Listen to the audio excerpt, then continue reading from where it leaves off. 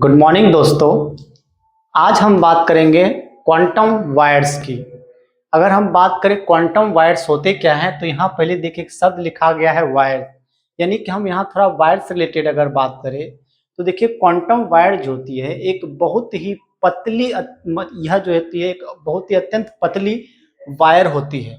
या अगर हम इसको दूसरे शब्दों में कहें तो अगर हम क्या करें, एक डॉटेड डॉटेड बिंदु को अगर हम एक सीधी लाइन में क्या करें घिसते जाए, मतलब क्या करें सीधी सीधी लाइन क्या करते खींचते जाए, तब जो एक ऐसी जो मतलब एक तरह से हम कह सकते हैं जो वायर होती है। और ऐसी स्थिति में इसके जो डायमीटर होते हैं या थिकनेस जो होते हैं, अगर वह 1 से 10 नैनोमीटर तक होती है तो हम कह सकते हैं कि यह क्वांटम वायर को शो करते हैं। इन्हें क्वांटम वायर्स क्यों नाम दिया गया? ये देखिए इसमें क्या होते हैं, एक मतलब क्वांटम मैकेनिकल इफेक्ट पाए जाते हैं, और ये जो क्वांटम मैकेनिकल इफेक्ट होते हैं क्वांटम वायर्स में क्या एक बहुत ही महत्वपूर्ण भूमिका निभाते हैं।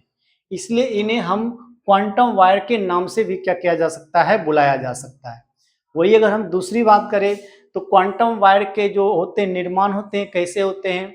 अगर हम एक सेल्फ असेंबली मेथड का यूज करें, यानी कहने का मतलब यह हुआ कि जब कोई सॉलिड सरफेस पे अगर एटम क्या हो एक सीधी लाइन में उसके सरफेस पर मौजूद हो, तो ऐसी स्थिति में क्या होता है, क्वांटम वायर्स के क्या होते हैं, निर्माण होते हैं।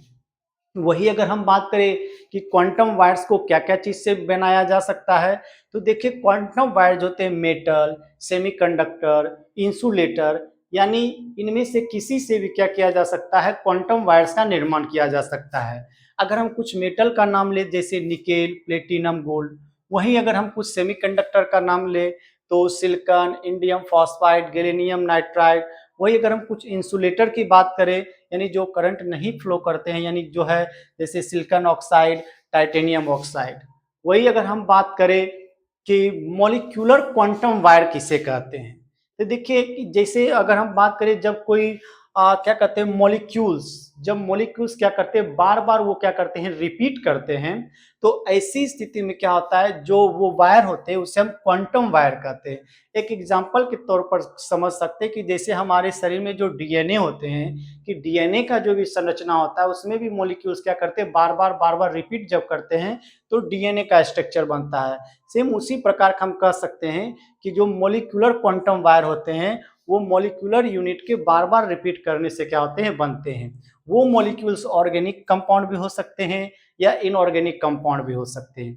वही और अगर हम बात करें कि जो क्वांटम वायर होते हैं उन्हें किन किन नाम से बुलाया जा सकता है, तो देखिए क्वांटम वायर को हम दूसरे शब्दों में नैनो रॉड या नैनो वायर्स भी कह सकते हैं।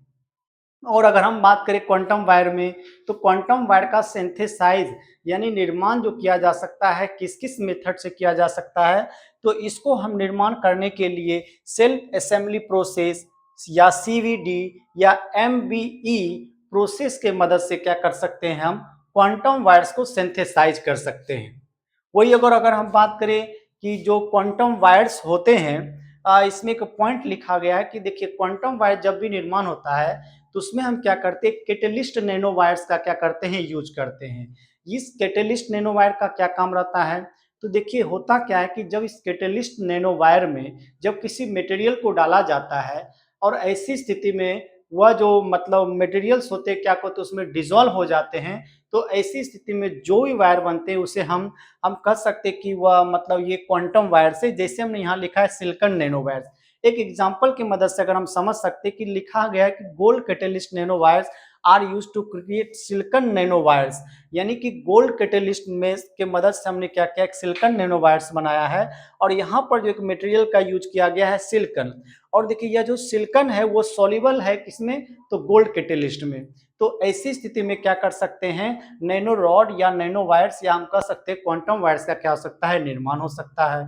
और अगर हम बात करें कि नैनो वायर का क्या है, तो देखिए अगर हम इसके कुछ एप्लीकेशन की बात करें तो जो क्वांटम वायर होते हैं उसकी जो डेंसिटी होती है बहुत ही क्या होती है, ज़्यादा होती है। यानी कि उस पर डाटा स्टोरेज करने की क्षमता क्या होती है, बहुत ही ज़्यादा होती है। यहाँ डाटा स्टोरेज करने का क्षमता आप ऐसे समझ सकते हैं कि अगर मान लीजिए कि मेरे पास एक डिवाइस है, वो जो है indium oxide nano wire device है।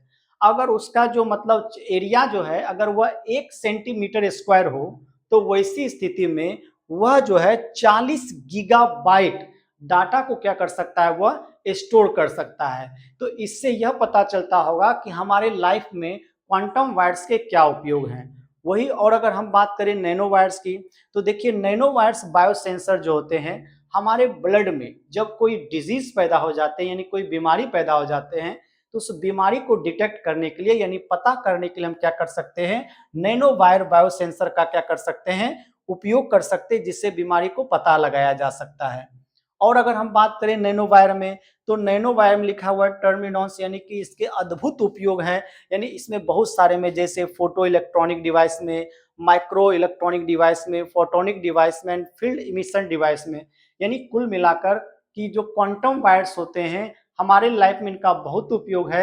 इससे रिलेटेड तो बहुत सारी बातें हैं, लेकिन फिलहाल हम क्वांटम वायर्स के बारे में इतना ही बात करेंगे। अगले टॉपिक में हम बात करेंगे नैनो मटेरियल से रिलेटेड। Thank you.